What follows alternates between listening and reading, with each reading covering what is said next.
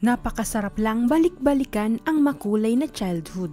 Hindi kumpleto ang hapon ng mga kabataan na mga batang 90s kung hindi masusubaybayan ang most iconic love series na tumatak at tinangkilik ng mga Filipino, lalong-lalo na sa nakakakilig na love story nila Daw Mingsi at Sanchay. Minsan nga ay nagkakating classes pa para lang mapanood ito at kadalasan pa ay iniipon natin ang baon para makabili ng posters at cards para idikit sa pader ng kwarto. Napakasarap lang gunitain, pero ang isa sa naging parte ng ating makulay na kabataan ay tila yata unti-unti nang naglalaho at ito ay ang isa sa ating naging idolo, na sa kabila ng pagningning ng karera ni Barbie Sue ay siya namang ikinagulat ng buong mundo ang biglaang pagpanaw ng Taiwanese actress. Halika at ating kilalanin si Barbie Sue sa maikling kwento na ito. Pero ano nga ba ang dahilan ng kanyang biglaang pagpanaw? Sino nga ba si Sanchay o Barbie Sue?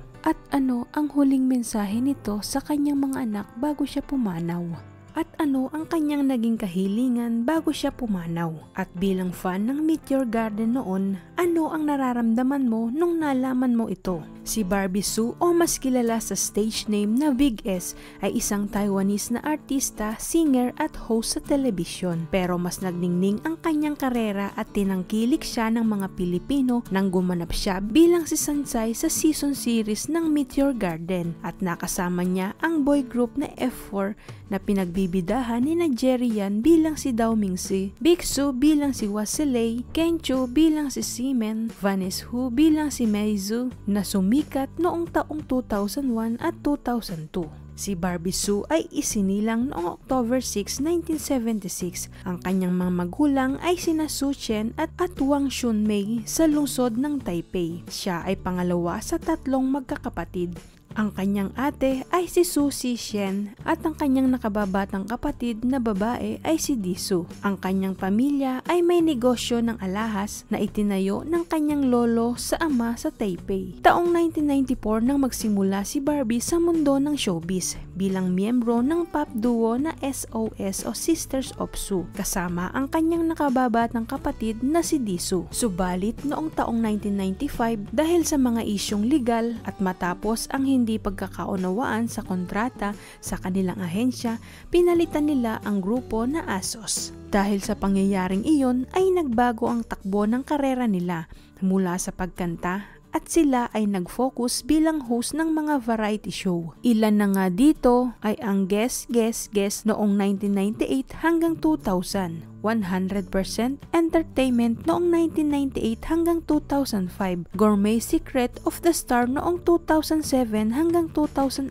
at marami pa. Di naglaon ay pinasok na din niya ang pag-arte. Isa na nga sa nagdala sa kanya sa rurok ng tagumpay nang siya ay gumanap bilang si Sanchay sa Meteor Garden kasama ang boy group na F4 noong taong 2001. The story about being dependent, being a dreamer, a fighter, and choosing love despite the pain. Kaya tayong mga Pilipino ay nakaka-relate sa kanya. Nasundan pa ito ng series sa TV na Eternity, Chinese Ghost History noong 2003. Mars noong taong 2004, dito ay nakasama niya muli ang miyembro ng F4 na si Big Sue. Corner with Love noong 2007, Summer Days noong 2008 at marami pa. Dahil sa ipinamalas niyang husay sa pag-arte, taong 2001 nang siya ay na-nominate bilang Best Leading Actress sa TV series na Meteor Garden sa Golden Bell Awards. Taong 2008 nang ma-nominate din siya bilang Best Actress sa pelikulang Connected sa Hong Kong Film Awards. At sa kaparehong taon din ay na-nominate din siya bilang Best Actress sa TV series na Corner with Love. Nasungkit din niya ang Best Actress Awards noong 2012 sa pelikulang Crozilla sa Macau International Movie Festival at marami pa. Bukod sa pinamalas nito sa pag-arte ay nakapag-publish din siya ng mga books. Ilan na nga dito ay ang Beauty Guidebook noong 2004 at nasundan pa ito noong 2007 na naging bestseller at tinangkilik sa buong mundo. Kabilang sa maraming beauty tips na pinasikat niya ay ang paggamit ng hair loss treatment upang mapanatili ang kapal at ganda ng kilay. Si Sue ay aktibo din at supporter sa Animal Rights and People for Ethical Treatment of Animals.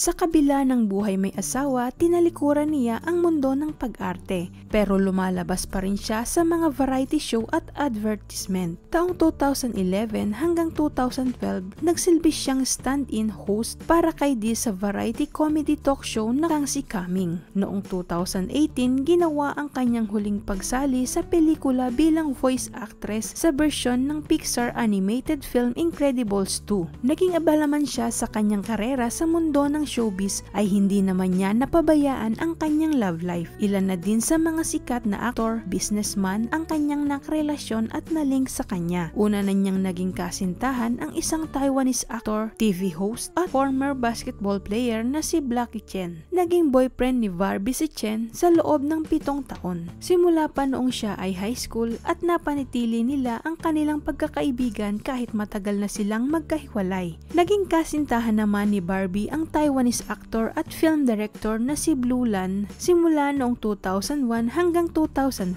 Naging boyfriend din niya si Vic Su na mas nakilala bilang si Wasilei na naging miyembro din ng sikat na grupo na F4 na nabuo dahil sa TV series na Meet Your Garden. Mahigit sa 2 taon ang kanilang relasyon bago tuluyang naghiwalay noong January 2008. Noong November 16, 2010 nang pinakasalan ni Barbie ang isang entrepreneur na si Wang Xiaofei sa Beijing at nagbunga ng 2 supling ang kanilang pagmamahalan, isang babae at isang lalaki. Subalit taong 2021 sila ay naghiwalay, nabalutan ng kontrobersyal at nag-file ng divorce. Matapos ang relasyon niya kay Blackie Chen, sa loob ng 2 taon ay nakikipag-date na si Barbie sa South Korean singer na si Koo Jun Yap mula sa huling bahagi ng taong 1998 hanggang 2000. Naghiwalay sila dahil sa dating ban ng agency ni Koo. Nang malaman ni Koo na divorce na si Barbie sa kanyang husband na si Xiaofei, ay muli nitong ipinagpatuloy ang kanyang naudlot na panunuyo sa aktres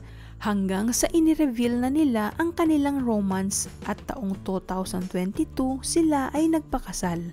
Subalit sa kabila ng tagumpay na kanyang nakamit sa buhay, noong February 2, 2025 ay isang trahedya ang bumalot sa mundo ng showbiz. Nagulat ang buong mundo nang pumanaw si Barbie Su sa Tokyo sa edad na 48. Kinumpirma ito ng kanyang kapatid na si Jisoo. Ayon dito, noong January 29, 2025, si Barbie ay naglakbay sa Japan noong holiday ng Chinese New Year kung saan, ayon sa kanyang kapatid na babae, nagkaroon na siya ng trangkaso. Ayon pa dito, nakuha daw ni Barbie Su ang flu mula sa isang family trip sa Japan, pero ang simpleng flu na ito ay lumala hanggang sa naging pneumonia.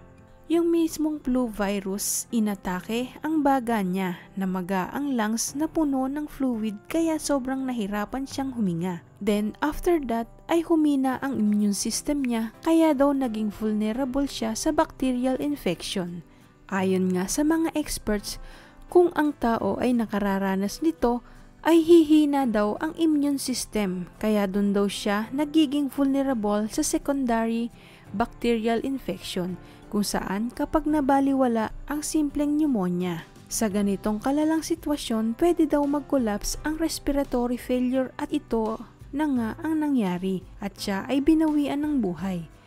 Nakakalungkot nang dahil sa simpleng flu lang madalas nating baliwalain ang ganitong sakit. Ang kanyang labi ay ikinremate sa Tokyo, Japan at inuwi ang kanyang abo lulan ng isang private charter flight mula sa Haneda Airport at dumating sa Songshan Airport sa Taiwan noong February 5 kasama ang kanyang pamilya. Nang makapanayam ng media ang kapatid ni Barbie Su na si Jisoo, sinabi nito na wala na raw magaganap na funeral service ceremony para kay Barbie. Ito raw ang kagustuhan ni Barbie Su bago siya pumanaw dahil noon pa man daw ay napaka-private na raw at low-key na daw si Barbie Su. Kung naaalala nyo daw siya ay panatilihin na lang ang mga alaala sa inyong puso.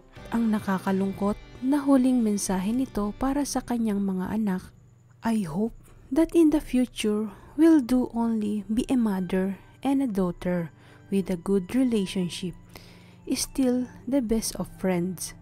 Watching you grow up day by day, Mom is so sad. I'm so worried that you'll gradually leave my arms.